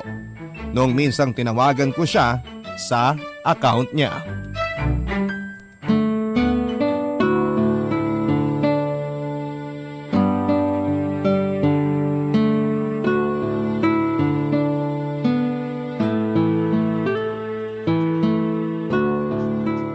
Sige na kasi, pilot mo na yung account ko. May mga pinapilot na kasi akong account eh. Di ko na nga alam kung alin ang uunahin ko eh. Ay, ano ba yan? Para lang sana hindi maiwanan kahit hindi ko nilalaro. Tsaka kailangan ko magpag-good shot kay mama, no? Napagalitan na kasi ako eh. Bakit naman? Eh paano, napapabayaan ko na raw yung sarili ko dahil sa paglalaro. Lagi na lang daw akong puyat tapos wala pa sa oras kumain. Eh magagalit talaga yun te. Puyat ka na nga tapos di ka pa kakain ng maayos. Kami nga ni EJ lagi kaming kumakain kasi syempre nagtatrabaho kami. Tapos napupuyat din kami madalas. Sinisigurado talaga namin lagi na sapat yung mga kinakain namin at nasa tamang oras lagi ang pagkain namin. Nakakalimutan ko kasi. Alam mo te, pag nagkasakit ka, di ka naman magagamot tulungan kasi malayo kami sa'yo. Kaya ikaw lang talaga mag-aalaga sa sarili mo. Kaya nga habang grounded ka pa sa paglalaro, bawiin mo yung lakas at resistensya mo.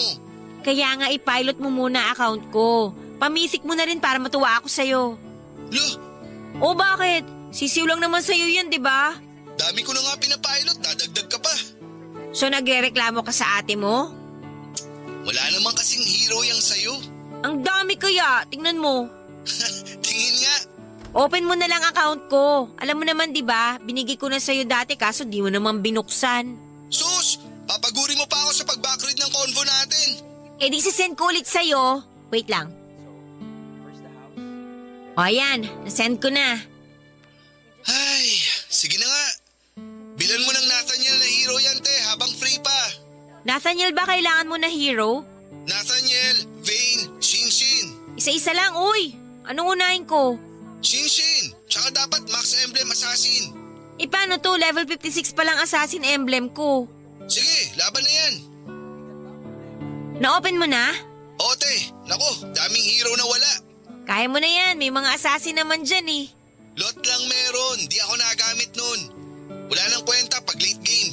Pagtsagaan mo na lang kung anong meron dyan. Ikaw na bahala. Ang hirap manalo pag di ako ang core. Kaso, anong gagamitin kong core dito sa account mo? Wala ka namang gold pambili ng hero ni Shinshin. Ilan ba diamonds na kailangan para mabili si Shinshin? 420 dias, te. Bilhin mo na. Ang mahal? Di ko naman magagamit. Pag-isipan ko muna. Para nga mapataas na natin rank nito. Wala ka rin ticket para sana mabili si Colin. Putik! Hirap pangatin ng Legend 5 account mo. Legend 4 na yan ah. Bumagsak nga. Salbahay ka! Nagpakahirap akong ipunin yung star na yan. Walang kasama eh. Hirap kaya i-core ni Vane tapos wala pang kasama. Si EJ ba hindi mo niyaya? May pasok eh. Gamit ka ibang account. Ipag-support kita. Buhatin mo ako. Kala ko ba bawal ka maglaro? Ay, oo nga pala. E paano yan? Try ko sa mga kasama ko sa work, te. Sige, para mag-mythic na rin ako. Mythic na yan, te, bago mag-March 12. Para mabilan mo ako. May event sa March 12 eh. Yung spin, Magkano naman? 500 dias, te. Sige, bigay ko kagad sa'yo, Dias, pag nakapag-mythic na ako. Yun! Basic! Magde-deactivate na rin muna ako ng social media account ko para makapag-focus ako sa business na sisimulan ko. Wow! Sana all may business. Susubukan ko pa lang naman kung papatok ba o hindi, pero sana mag-work. Kaya mo yan, ikaw pa ba? Basta balik ka na lang pag naayos mo na lahat ng dapat mong ayusin. Ako na bahala sa account mo. Send ko na lang sa DC picture ng screenshots ng mythic mo. Sige, salamat bunso. Papa Dudut, nag-focus ako sa side job ko bilang isang English tutor at sinimulan ko na rin ang aking recent na keychain business na sinubukan kong ibenta sa isang sikat na online shop platform. Sa unang linggo ay wala akong benta pero nagpatulong ako sa mga kamag-anak ko. Ipinakita ko sa kanila ang mga ginagawa kong keychain at napabilib sila dahil ang ganda raw ng mga yon. At tinanong pa nila ako kung paano ko raw yon nagawa. Sa totoo lang ay wala naman akong formal training sa paggawa ng mga ganon pero dahil lagi ako nanonood ng mga tutorial online ay natuto po ako. Sa mga sumunod na linggo nga ay marami na ang nag-o-order sa akin ng keychain online at pati na rin ang mga kapitbahay namin. Tinutukan ko yon at nagpasya na rin po akong i-reactivate ang aking social media account para doon ay ma-promote ang aking business. Hanggang sa nagtuloy-tuloy ang pasok ng order sa akin at nakaluwag-luwag na rin kami sa mga gastusin sa bahay. Buti na lang talaga at nakapag-ipon ako ng may trabaho pa ako dahil unti-unti ay nabili ko ang mga kailangan ko para sa business ko. Naisip ko rin kasi na baka dumating yung time na mawalan ako ng trabaho kaya kailangan kong mag-invest dahil kung hindi ay kawawa kami. Bukod sa pagkain na araw-araw, tubig, kuryente ay nag-aaral pa ang kapatid ko na nasa senior high ng mga panahong yon. At dahil nga pandemic nga at online learning ay tinatad sila ng mga projects kaya naman magastos po. Halos 2 buwan na naging ganon ang setup ko, Papa Dudut.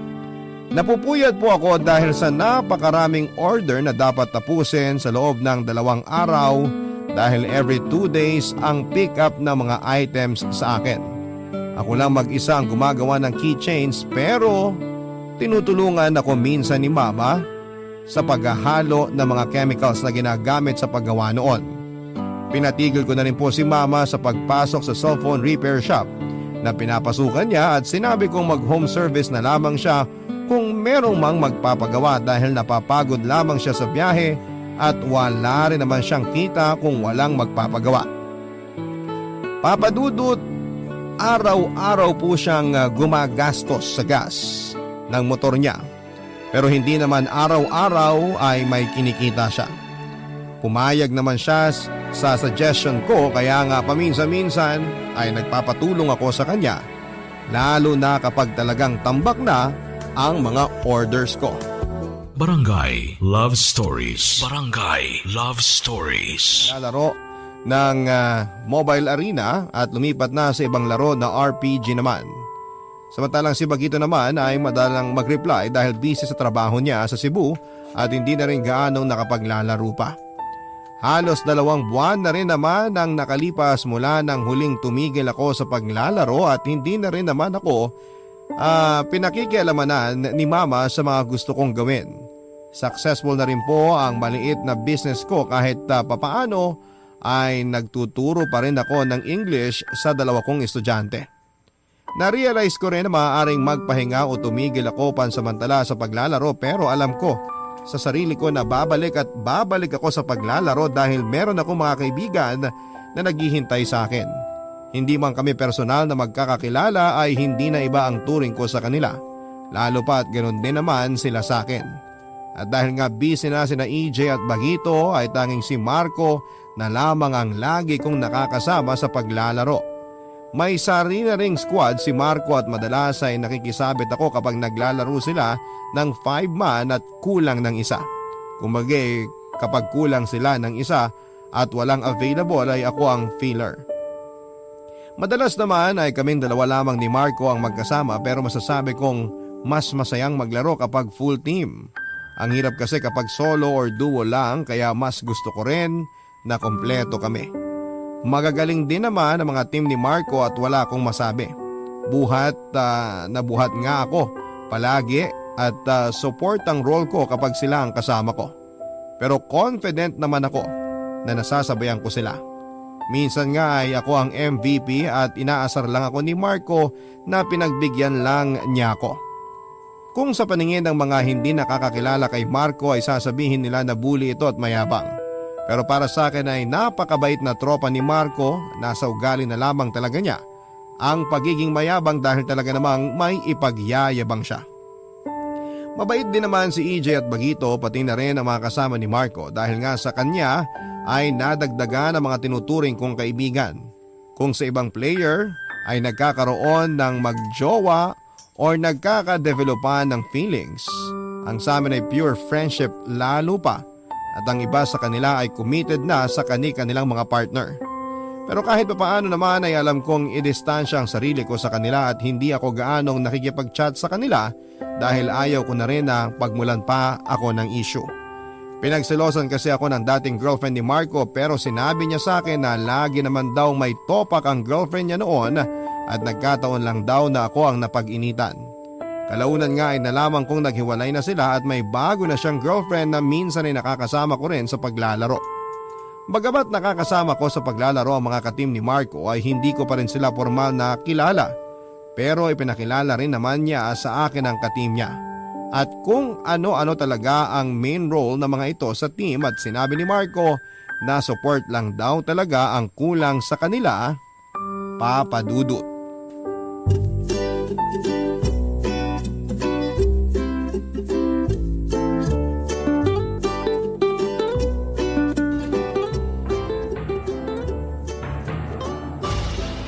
Ayos ba, te? Oo, ang gagaling nila. Si Gio malakas mang trash talk yun. Malala pa sa akin. Halata nga, nababasa ko yung mga chat niya eh. Lakas mga asal sa kalaban eh. Diba? Tingnan mo nagagawa ng trash talk, na-distract sila. Yun din pala yung team ko sa tournament. Wow, good luck. Naman, ilalampaso lang namin yung mga kalaban namin. Nagyabang na naman siya. Te, di ako magyayabang kung kung di ko kayang panindigan yung sinasabi ko. Kilala mo ako. Ando na tayo, pero huwag ka pa rin masyadong kampante. Kasi aminin mo man at sa hindi, maraming magagaling na player sa Pilipinas. Pinapahina mo naman loob ko, te. Di real talk lang. Sabihin na nating magaling ka, magaling din yung mga kasama mo. Pero makakahanap at makakahanap kayo ng katapat nyo. Kasi kung magaling kayo, may mas magaling at pinakamagaling. Kuha mo? Alam ko naman yun, te. Pero may tiwala ako sa team ko. Oo naman. May tiwala din naman ako sa inyo pero syempre hindi naman sa lahat ng oras panalo. O kaya naman pabor sa inyo yung laro. Ang importante, ano man ang maging resulta ng laro, positive lang dapat. Nax! Lupit ng words of wisdom mo, te. Diba nga? Basta good luck sa darating na tournament Cheer ko kayo. Salamat, te. Wala yun. Mythic ka na pala ulit, te. Nax! Naka-mythic ka lang di ko pinapilot. Ano, rank game tayo? Ayoko mag-rank. Baka maalis sa mythic Probation pa naman yan. Trial ba? May libre kang 10 games, manalo o matalo. Ano, G? Para naman maranasan mo galawan sa mythic. Mahirap ba sa mythic? Kung sa'yo mahirap, sa amin basic na lang. 6 times na ako nag-mythic Mabilis ang galawan sa mythic, di kagaya ng epic, pa-chill-chill ka lang. Dito sa mythic, talagang pautakan at diskarte. Di pwedeng tutulog-tulog ka. Di importante ang maraming kills, focus lang sa objective. Kinakabahan ako Ngek, ba't ka naman kakabahan? Kasama mo naman ako. Basta ayusin mo lang pag-support sa akin, mananalo tayo. Sama kaya natin jowa mo. Tulog na yun, maaga na tutulog yun Sige na nga, tayo na lang dalawa. Bili ka pala ng ibang support hero, te. Yung pang-utility, nagbo-burst ng heal, ganun. Para buhay na buhay. Dami mong gustong ipabili Di mo naman nabibili. Hoy, binili ko yung Shinshin mo. Nung nag-pilot ako ng account mo, pinabibili nga kitang bagong support hero ngayon para gamitin mo Nagrereklamo ka pa, ikaw naman ang gagamit. Para may solid support kami. Sige na, mag-ipon na lang ako ng BP para makabili ako. Dayas kasi gamitin mo. Sira, di ako mahilig mag-top up. Nagtitipid ako, no? 2K na lang naman na BP ang kulang para makabili ako ng new hero. Sige na nga. Sabihin mo ako agad pag nakabili ka na. Para ma-practice mo. May sisend akong video sa'yo mamaya, panoorin mo. Mga rotation, strategy, best items para sa hero na yun. Okay, noted. Yari ka pala kay EJ, te. Ha? Bakit? Ang layo na raw ng agwat nyo. Agwat saan? Pinagkukumpara ko kasi kayong dalawa, lalo na sa mga objectives. Oo, ngayon? Ang maganda kasi sa'yo, alam mo na gagawin kapag up na turtle. Nilalabas mo siya sa side natin. Siya kasi di niya magawa yun. Lagi niya nakakalimutan. Tutunog naman kasi pag up na turtle. May oras din kung kailan siya mag-i-respawn. Tsaka ikaw nagturo sa akin nun, di ba? Ayun nga kako yung di niya magawa. Saka ang bagal niya rumisponde. Dapat nga kabisado niya galaw mo kasi mas matagal mo na siyang kalaro kaysa sa akin Ewan ko ba dun? Nagagalit pa kapag pinagsasabihan. Di na nga ako masyadong umaasa sa signal mo, di ba? Kaya kahit off mic, carry na. Konting practice pa nakasama ka. Oo, galing nga Alam mo na rotation, saka kung sinong alanganin sa kakampi. Ganyan lagi trabaho ng support. Tara, 1v1 te. Kago tayo pareho. Di ako marunong yan. Mabubugbog lang ako sa'yo. Di ako marunong mag-mage, no? Hambog. Tara na nga, 1v1 na. Papadudod nag 1v1 nga kami at binugbog nga ako ng hambog pero no hard feelings. Mas madalas na nga rin akong isama ni Marco kapag naglalaro siya kasama ang mga kagrupo niya para na rin daw masanay ako sa galawan ng mga high rank player. Nangungulit pa nga ako kay Marco noon na isali niya ako sa squad nila kung meron pang slot. Sinabi niya naman sa akin na magtatanggal muna raw sila ng inactive player pero ilang linggo na ay hindi pa rin niya ako sinasali. Isang beses nga na nasa lobby kami ng game ay nag-usap-usap kami ay pinaalala ko sa kanya na isali niya ako sa squad at ang leader ng squad nila ang kumausap sa akin. Mag-leave daw ako sa squad ko para ma-invite niya ako na siya namang ginawa ko. Tuwang-tuwa naman ako dahil miyembro na ako ng squad nila. Sinabi naman sa akin ni Marco na nawala na sa isipan niya at nakalimutan niyang sabihin sa leader ng squad na si Bert na sasali ako at sinabi ko namang ayos lang. Dahil nga sa madalas na pagsama-sama ko sa kanilang maglaro ay nakasabay na rin po ako sa kanila. Hindi na ako gaanong kinakabahan dahil alam ko na ang mga dapat kong gawin. Natuwa rin naman sa akin si Marco lalo pa at nakita niyang malaki ang naging improvement ko. May mga time lang talaga na hindi ako nakakasama sa kanila dahil madalas akong abala sa online business ko at mga gawaing bahay. Tinutulungan ko rin ang kapatid ko sa mga math activities niya. Pero kahit na nakakasabay na ako sa gameplay nila ay hindi pa rin tumigil si Marco sa pagtitrain sa akin lalo na ng ibang role. Gusto niya kasi na maging versatile ako para kung sakali man daw na makuha o maban ang main hero ko ay makakapag-adjust ako, Papa Dudut.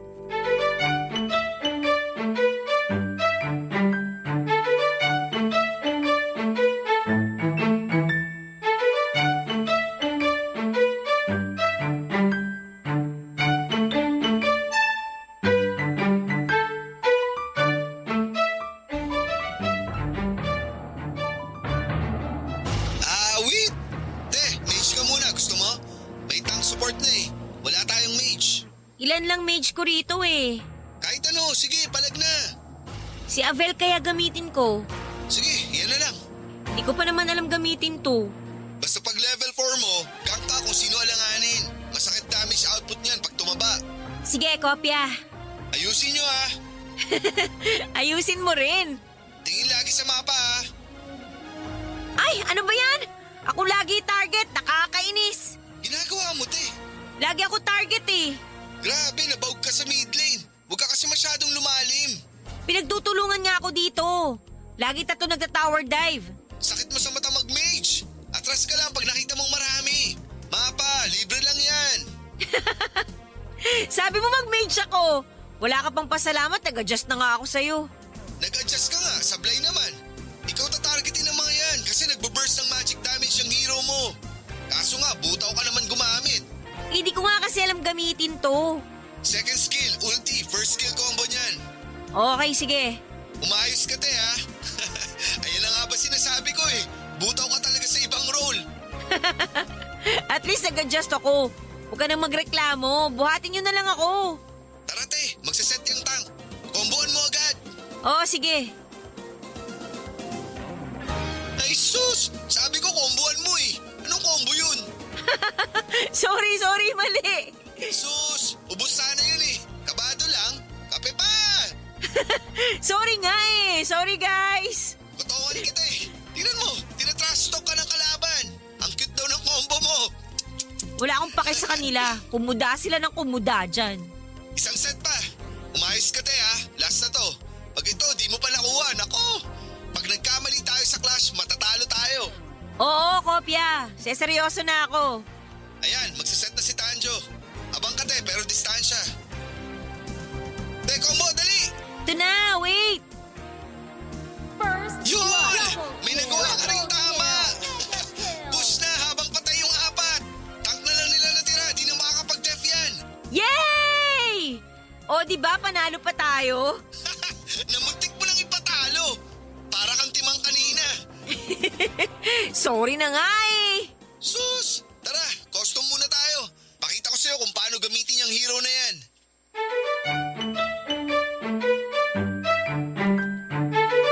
Papa Dudut, matapos nga naming mag-rank ni Marco at ng mga kasama niya ay nagpaalam muna siya sa mga ito na tuturuan ako. Nag-offline na rin ang mga ito dahil hindi sila naglalaro nang wala si Marco. Nag-custom nga kaming dalawa at tinuruan niya ako kung paano gamitin ang hero na ginagamit ko. Ipinakita niya sa akin kung paano ang tamang pwesto kapag ambush at clash. Mga combo ng skills para makapag-burst ng damage. Marami pa siyang itinuro sa akin at pagkatapos ay nag-classic mode kami para daw ma-practice ako. Natuwa naman si Marco sa akin dahil mabilis kong nakuha ang mga itinuro niya. Matapos namin maglaro ng classic ay nagpaalam na siya na matutulog na siya dahil kakauwi lamang niya galing sa trabaho noon. Nag-offline na rin ako ng oras na yon at nagsimula na maglinis ng bahay dahil may tutor class pa ako ng araw na yon. Sa ngayon, Papa Dudut, ay magkakasama pa rin kami ni Marco at ng CIP squad sa paglalaro. Samantalang si EJ naman ay busy na sa iba nitong laro pero minsan ay sumasama rin sa amin ni Marco. Si Bagito ay napakadalang na lamang naming makasama pero lagi naman kaming magka-chat at nagkukumustahan. Bagamat may mga kanya-kanyang pinagkakaabalahan ay hindi pa rin namin nakakalimutan na kumustahin ang bawat isa. Isa pa ay pamilya ko na silang itinuturing kaya't hindi na sila iba para sa akin. Sa ngayon din nga papadudod ay isa na akong low-key profile writer ng isang sikat na writing platform. Tumigil na po ako sa pag-tutor dahil face-to-face na rin ang klase. Hanggang ngayon ay nananatili pa rin ang pagkakaibigan namin na nabuo lang dahil sa isang online game. Pero masaya ako na nakilala ko sila. Dahil sa kabila ng iba-iba kami ng lugar na pinagmulan, malayong distansya sa bawat isa at tanging pangalan lang ng bawat isa ang pagkakakilanlang ay pinagbuklod naman kami ng isang laro upang makabuo ng isang pagkakaibigan na hanggang ngayon ay nananatiling matatag. Pero pasasaan pa at makikilala namin ang personal ang bawat isa. Lalo na at nagplano na kami ng isang get-together sa darating na December. Sinabihan ko rin sila na isama ang mga jowa at asawa nila para hindi lang ako ang nag-iisang babae sa eyeball namin. Papadudot, pumayag naman sila at kagaya ko ay excited na rin po sila na magkita-kita kami ng personal.